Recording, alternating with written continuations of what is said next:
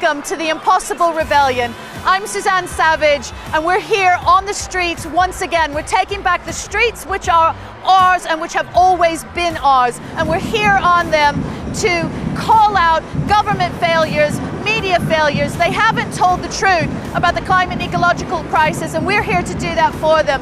And we've had so many actions. It's just been one thing after another this week, and we're all tired and exhilarated and really wanting to welcome lots more people to join us, because this is just the beginning. I'm gonna fight them all.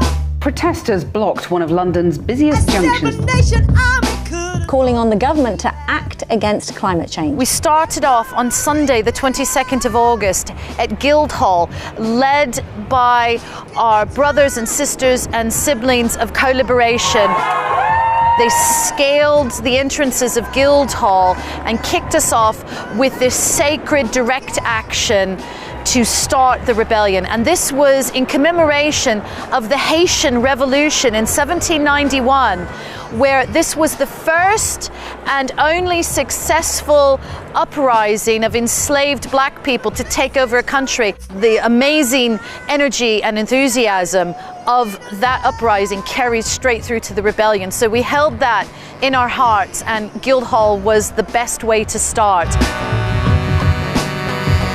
Then we rolled on until Monday, and unbelievably, the largest pink table that you could ever imagine was landed right in the heart of Covent Garden. And this is part of our crisis talks themes, where we're saying to the government and we're saying to the public, come to the table, have crisis talks, talk to us about what's happening. The police, of course, surrounded, kettled it, but they held it through the night, the brave rebels in the shaking cold.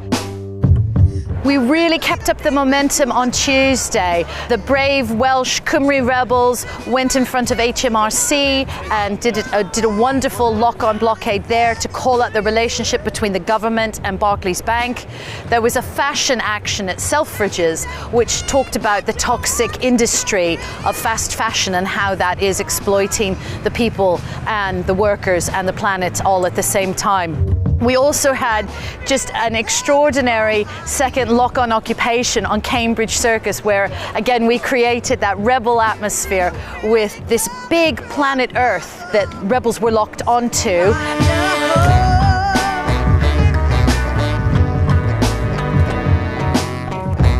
And on Wednesday, we kept up the pressure. We started at 10 o'clock in the morning with Amazon Rebellion at the Brazilian embassy. This was an important solidarity action to call out what's happening to the indigenous people in Brazil, facing the crisis of trying to protect some of those lost lands. We then marched to a place that I know will be dear in all of your hearts, and that's to Oxford Circus, where we had another occupation. And this time it was an occupation from female, intersex, non-binary and trans people. And it was another wonderful pink structure with people glued on, locked on around it. And that occupation held on well into the night. On Thursday, we marched from Hyde Park down to the Department for Business, Energy and Industrial Strategy. And there we occupied the space in front of it and delivered a really important demand that they must stop funding fossil fuels immediately. We held that space. We had a visit from George Monbiot and Kate Rayworth. The youth delivered our demand, and we let the government know that we're going to continue to hold them to account for what they're doing. At the same time, our sister movement, Animal Rebellion, were off causing mischief at the Queen's fountains at Buckingham Palace, which they dyed blood red. And that was to draw attention to the involvement of the Crown Estate in animal agriculture, as well as all the hunting that occurs on those lands. On Friday, the Blood Money March was a chance for Extinction Rebellion to review the history of colonization and the history of blood-soaked hands here in the City of London. Black Lives Matter! Black Lives Matter! No justice! No peace! We went to the financial institutions, to the banks, and to the government buildings who have been repressing people since the beginning of the British Empire and continue with their extractivist industries. It's time to decolonize. It's time to say no more. And with the blood on their feet that was spilled at Paternoster Square, our rebels went to the Mansion House Junction, just a few hundred meters away from Bank, for yet another occupation in order to continue to engage with people about the crisis that we're facing. Lots of our rebels joined in the Animal Rebellion Rights for Animals March, which went through central London, calling out that ecological crime that continues to happen. And at the same time, we had a global majority rally that was organized by XRISN, the Internationalist Solidarity Network, and their allies in communities of resistance. On Sunday, we took our message into the Finsbury Park community for the global carnival of climate justice. And this was our opportunity to engage with different parts of London in fun and frivolity, but also really serious message about the different climate and ecological and justice crises we're facing. I'm here in the City of London because the support for fossil fuels is the root cause of the climate and ecological emergency.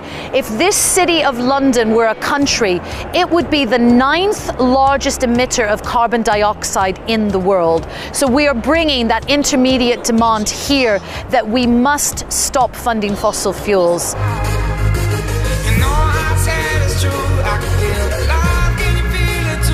So with everything that happened in week 1, it's amazing, but we still have another week to go of things to do. There's going to be ongoing occupations. They keep popping up, and they're going to continue to pop up. You won't know where they're going to happen until just beforehand, but we'll keep putting out the information in the Rebellion broadcast and on the links below. So here I am in the City of London. The Royal Exchange and the Bank of England are right here. This is the center of power. This is the center of the financial economy, which is strangling us all. And these streets are empty today, but this is going to be filled with rebels next week. Our beautiful, audacious actions with humor and love will be here. And I want you to come and join me and be part of this historic moment. It's going to be absolutely electrifying. And this is now, the time is now for the impossible rebellion. Come and join me. I want to see you and embrace you and bring you into our rebel family. Come and stand with me.